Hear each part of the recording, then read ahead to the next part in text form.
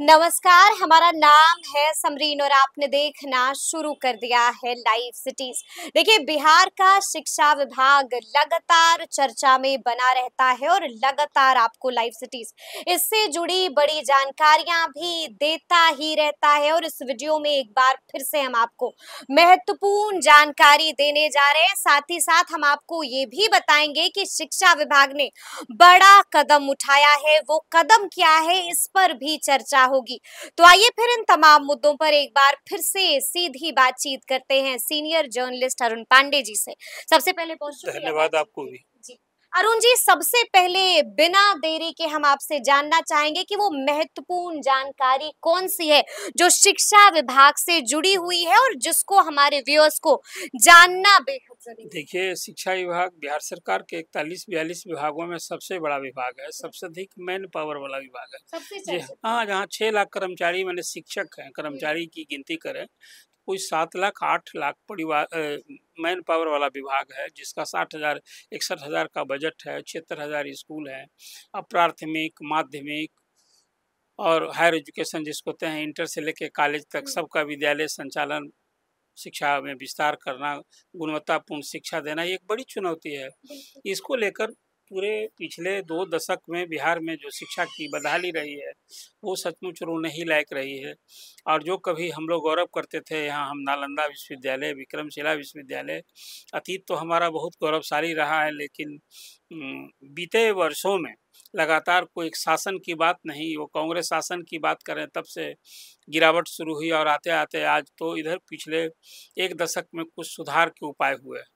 अब वो आप चर्चा इसलिए कर रही हैं कि स्कूल सुधारना है, तो एक नई बात जो आपने की कि विभाग ने एक टोल फ्री नंबर जारी किया है, 2 टोल फ्री नंबर दिया है और कहा है कि स्कूल से कॉलेज तक जो कमियां आपको दिखती है, चाहे वो विद्यालय में जो कमी आप देख, शिकायतों को 6 श्रेणियों में बांट दिया है। क्या है वो 6 श्रेणियां? अब वो चीज़ है कि जहाँ स्कूल में टीचर्स के संबंध में शिकायत है, तो अब आप दर्ज कीजिए। स्कूल में अब तो बहुत सारा चीज़ सप्लाई करने वाला ना हो गया है, जैसे तो वेंडर जिसको आप बोलते हैं, उसके बारे में कोई उसके शिकायत है तब कीजिए।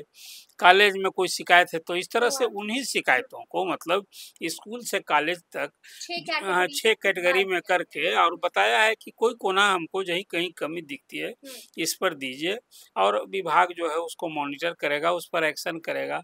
ये देखिए, इससे जो संबंधित लोग हैं उसमें एक भय भी होगा कि भाई अभी तो कोई टोल फ्री नंबर पर मेरी शिकायत कर देगा तो जांच हो जाएगी, मेरे परेशानी होगी, एक्शन होगा। विभाग की ये पहल में अरुण जी, ऐसे में सवाल उठता है कि जब ई शिक्षा कोश पोर्टल है ही, जब वहां पर आप जाकर शिकायत दर्ज कर ही सकते हैं, तो फिर टोल फ्री नंबर को जारी करने के पीछे का उद्देश्य ई शिक्षा कोश जो है वो शिक्षकों के सेवा संबंधी उनके लिए ये बना हुआ। अभी तक तो शिकायत भी आप दर्ज कर सकते हैं। शिकायत कर सकते हैं, लेकिन जनरल लोगों के लिए ये टोल फ्री नंबर दिया गया है और उसमें तो याद है अभी तक पुस्तकाध्यक्ष लोग अभी ये शिक्षा कोष से उनको लाभ नहीं मिल रहा है, उनको अभी तक टैग नहीं हुआ। आपको सुनकर हैरानी होगी कि अब तक पुस्तकाध्यक्ष जो है लाइब्रेरियन अपनी हाजिरी बनाते हैं हेडमास्टर के साइड से। तो ये डिमांड हो रही है। अभी पिछले दिन आपने बिहार माध्यमिक शिक्षक संघ के महासचिव शत्रुघ्न बाबू से बात की थी, उन्होंने इस पर भी बल दिया था और हैरानी जता रहे थे कि आखिर लाइब्रेरियन कैडर है न उसका ऐच्छिक ट्रांसफर कर रहे हैं। उसकी नियुक्ति के लिए बात हुई, अभी शिक्षा मंत्री ने कहा है कि इस बार हम 8,000 लाइब्रेरियन भी बहाल करेंगे, लेकिन अब उस संबंध में अभी कुछ आना बाकी है। तो टोल फ्री नंबर के बारे में जो बात है मैं मानता हूँ, आम लोग न है, आम लोग सब लोग इस शिक्षा कोष थोड़े खोलेगा, तो टोल फ्री नंबर पर डायल करेगा और अपनी शिकायत दर्ज करेगा। जिस कैटेगरी की शिकायत करेगा वो संबंधित जो विभाग है, संबंधित अधिकारी है, अब वो सबको शिकायत देखने के लिए मुझे लगता है कि ACS डॉक्टर एस सिद्धार्थ ने एक नोडल अधिकारी सब बनाया होगा और उसको मॉनिटर करेंगे, उसकी छानबीन कार्रवाई करेंगे। इसको एक मैं टोल फ्री नंबर एक विभाग के कामकाज को टोन अप करने के लिए, सुधार के लिए अच्छा कदम, पहल मैं मानता हूँ। अच्छी पहल है, अच्छा कदम है। लेकिन हम आपसे ये भी जानना चाहेंगे कि बीते दिन गजट का भी प्रकाशन हुआ था और कई ऐसी महत्वपूर्ण जानकारियां हैं जो हमारे व्यूअर्स को जान लेना। देखिए, गजट के बारे में आप लगता है कि जो अभी बिहार के हाई स्कूल्स सब जगह लिपिक माने किरानी और चपरासी के बगैर हर हालत रही है, स्कूल से लेके कॉलेज तक। छात्रों की संख्या तो है नहीं, कॉलेज में टीचरों की कमी, स्कूलों में टीचर और हेडमास्टर की कमी, हाई स्कूल और primary school running without headmaster, माने हेडलेस है, कोई प्रभारी से कहीं काम चलता है? टीचर के बीच में प्रभारी से बरसों बरसों से ही काम चल रहा है। तो विभाग ने कहा कि नहीं, जो बिहार में मिडिल स्कूल माने हाई स्कूल हैं और इंटर स्कूल हैं, वहाँ किरानी और चपरासी, जिसको विद्यालय लिपिक, और फिर नीचे परिचारी जिसको आदेशपाल आप लिपिक कहिए, उसकी बहाली करें। कोई 2200 बहाली होने वाली है।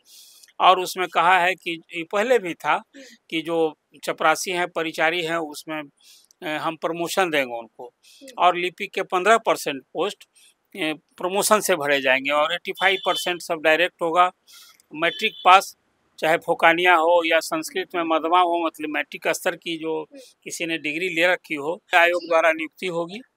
तो स्कूल और कॉलेज स्कूलों में जो लिपिक और परिचारी के जो पद खाली थे, बिल्कुल ये भी एक अच्छी पहल है कि आखिर वहाँ घंटी कौन बजाएगा? टीचर और हेडमास्टर बजाएंगे। स्कूल में कोई कहीं अटेंडेंस बुक ले जाना है क्लास में, टीचर तो कौन ले जाएगा? तो ये व्यवस्था, एक प्रशासनिक व्यवस्था होती है। हम लोग पढ़े थे, ये कमी नहीं थी। और वहाँ एक मैं जिस स्कूल में पढ़ा, वहाँ फतुहा इंटर स्कूल में आज भी वहाँ 6000 8000 लड़के पढ़ते हैं, और छात्रों से लड़कियों की संख्या, छात्राओं की संख्या कोई कहिए कि लगभग 50% है। अब ऐसे स्कूल सहित पूरे बिहार। कि आप यही कह रहे हैं कि गाइडलाइन जारी हो चुकी नहीं, ये परिचारी ये अभी जो आपने बात की कि गजट में जारी कोई नियमावली बनती है ना, तो गजट में प्रकाशित किया जाता है, और उसे गजट में प्रकाशित करने की तिथि से वो प्रभावी हो जाता है। अब आगे इंटर यानी कि नियमावली बन चुकी है, नियमावली बन गई, उसी को नोटिफाई किया गया है और गजट में प्रकाशित हो गई, जिसकी आप चर्चा कर रही हैं।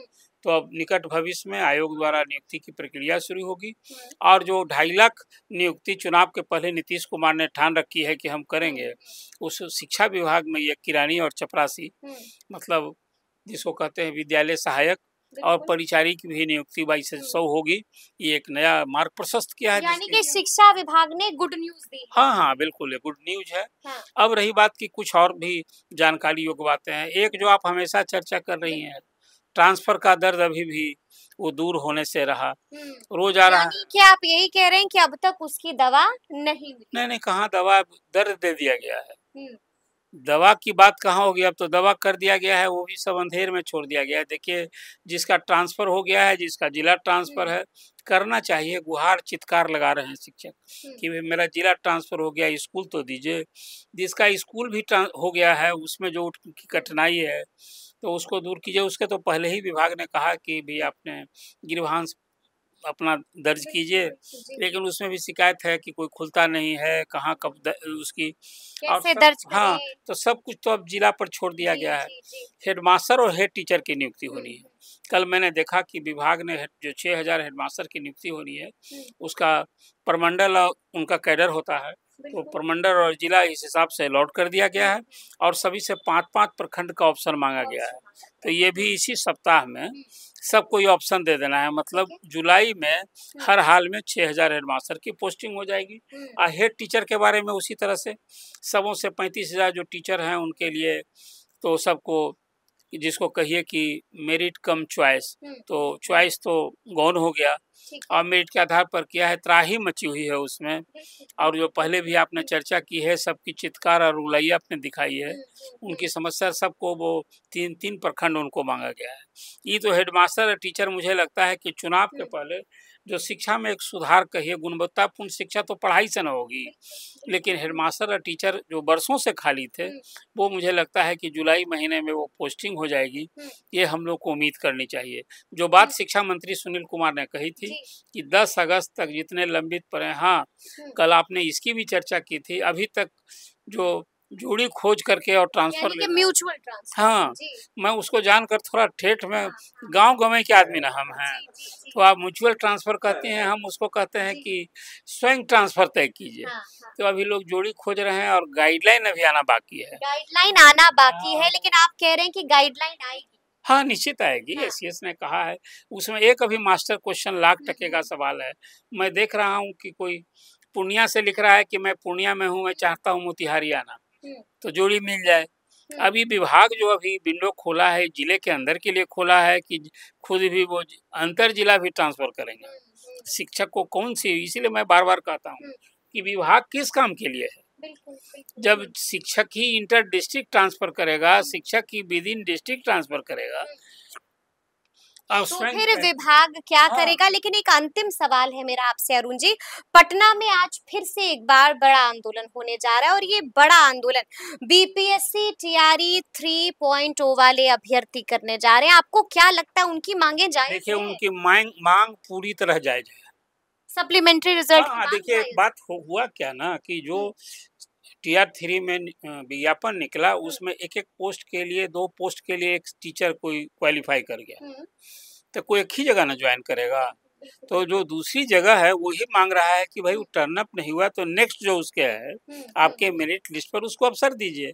तो इस तरह से जो तो फिर पेज कहाँ पर अटक रहा है ये भी हम आपसे समझना वो वंस एक बार हमने परीक्षा दी, रिजल्ट निकाल दिया, चयन हो गया, तो विभाग खासकर बीपीएससी सोचता है कि अब यही काम में हम कहाँ फिर परीक्षा लें और फिर उसके बाद हम रिजल्ट करें, बस मेरा काम ये है। और विभाग और बीपीएससी के बारे में अभ्यर्थी तो लगातार मांग कर ही रहे हैं, लेकिन ये जो लोग मांग कर रहे हैं इसकी कि हमारा सप्लीमेंट्री रिजल्ट दीजिए, मांग अनुचित नहीं है, लेकिन दूसरी ओर अब टीआर 4 होना है। बिल्कुल स्टेट की परीक्षा लोग पहले डिमांड कर रहे थे, हुआ क्या? नहीं हुआ। तो जो नए अवसर मिले, अभी तो 3 बार परीक्षा हो गई है, टीआर 1, टीआर 2 और टीआर 3। टीआर 3 वाले का आपने पोस्टिंग किया, वो भी ट्रांसफर डिमांड कर रहे हैं। देखिए, आपको ये अंतहीन सिलसिला है। और दूसरी बार टीआर 4 जब होना है तो पहले स्टेट लोग डिमांड कर रहे हैं कि आप पहले परीक्षा राजपत्र जो पात्रता परीक्षा हो तो पहले लीजिए, नए लोगों को अवसर मिलेगा, वो भी नहीं हो रहा है। तो कुल मिला जुला कर आपको क्या लगता है सप्लीमेंट्री रिजल्ट को लेकर के विचार होगा क्या, जारी होगा क्या? सरकार की मंशा स्पष्ट होगी, ईमानदारी होगी। जो ईमानदारी होगी, मैं बोल रहा हूँ, जरा ध्यान रखिएगा, मतलब आज भी सरकार की मंशा और उसकी ईमानदारी पर मैं सवाल उठा रहा हूँ, इसलिए कि आप शिक्षा मंत्री के हवाले कई बार परोस चुके हैं कि उन्होंने भरोसा दिया, छात्रों ने घेरा, तो रिजल्ट क्या हुआ? और आप जब टीआर 4 की बात कर रहे हैं तो टीआर 3 में सप्लीमेंट्री रिजल्ट मैं भी उन अभ्यर्थियों की तरह निराश हूँ, यो उनकी मांग को मैं जायज कर रहा हूँ। भी निराश हैं, यानी कि आप भी कह रहे हैं कि सप्लीमेंट्री रिजल्ट जारी होना ही चाहिए था। तो अब देखना होगा कि आगे आगे क्या कुछ होता है। तो फिर ये पूरी बातचीत, पूरी चर्चा आपको कैसी लगी है, कमेंट करके हमें जरूर बताइएगा। तो ऐसे तमाम अपडेट्स के लिए बिल्कुल ऐसे ही हमारे साथ बने रहिएगा और देखते रहिएगा लाइव सिटीज। बहुत शुक्रिया।